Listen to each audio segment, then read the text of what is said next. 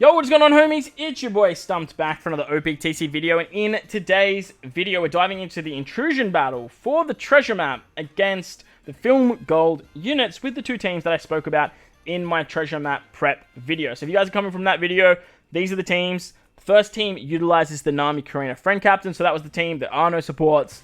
Let's dive on in. Now, this particular team is the one that I'm going to try and use every single time I have an intrusion. So I will probably reload my app every time there's an intrusion fight, because I do want to try and get the most amount of points out of this particular fight. Remember, you'll have the bird giving you 1.5 times, and this particular team gives you about an 8.26, so it should be around a 12 times multiplier every single time you come around to that intrusion fight. Now, turn 1, you just kill the units, and then on stage 2, you come up against the 3 separate units. They have 6 turns of damage reduction, and they give you a bunch of special bind, and they give you that 1.1 orb boost. We're going to super swap with Wako. That's going to remove the special binds.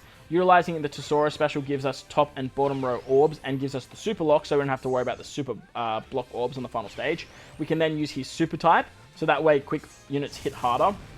And we get a base stats for this particular turn. We can then use the Wipe It and Marco special, so that way we can get damage reduction. And then we can use the double special activation of Iron with her level limit break 5. We can remove all of the damage reduction. So 6 turns, it's so nice, it works so beautifully, and then we can just easily kill this stage. Ideally, you want to hit at least 3 greats, so that way when you move into the final stage, you have a 4.25 times chain lock, thanks to Tesero's carryover ability. On the final stage, you get 6 turns of attack down, and there's 6 turns of defense up, and you can't use attack boost. If you use an attack boost like we do right here, the enemy's just going to blow away your positive effects. Blowing away positive effects, though, means that we lose the attack boost and we lose the tiny orb boost that they gave us on turn 2. So it works out quite nicely utilizing the lead performers. They're also a 1.4 times boost, which works great for our points.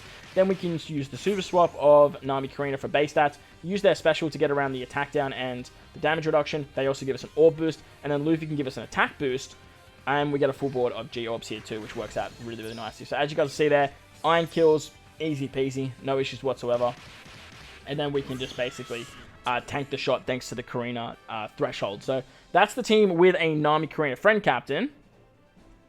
However, if you can't find Nami Carina friend captains, you might have to use something different like Uta. Now, this particular team does work if you have Uta and you don't have Tesero max. So if you need to swap the captains, that definitely works. There is only one support that is Whitey Bay on Wipe It and Marco, but that was the team. Those are the supports. Let's dive on in. Now, on turn 1, we get cooldowns to everyone except for Uta. Now, in this fight, it's a bit misleading, but Uta should be on 4 turns of cooldown. So that's something to note here. She's not going to be maxed right from the get-go, which kind of sucks, but look, it is what it is.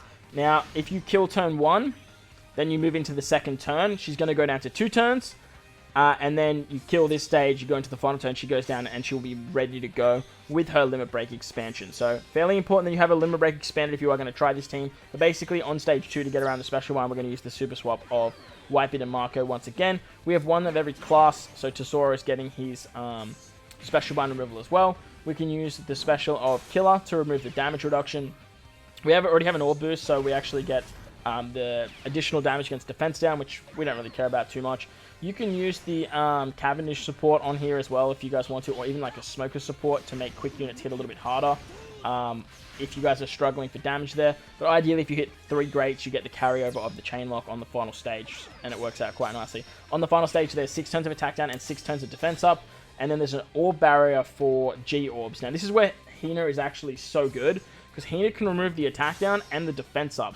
She gives you an attack boost and a base stat boost, and because of that, it triggers the interrupt. So you lose all your beneficial effects, but you do keep the chain lock of Tesero, which works nicely. We can then use Tesero's super type to get base stats. We can then use the special of Wipe It and Marco to give us damage reduction, the 90%, so we can tank the 150,000. With the Whitey base support, we also remove the barrier, which works quite nicely.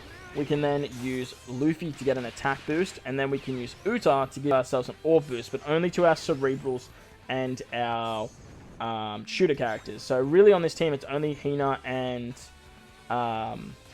Uta that get that orb buff.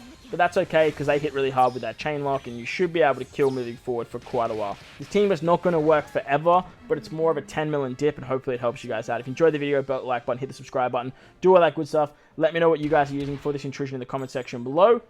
Thank you all for watching, and I'll catch you all in the next one.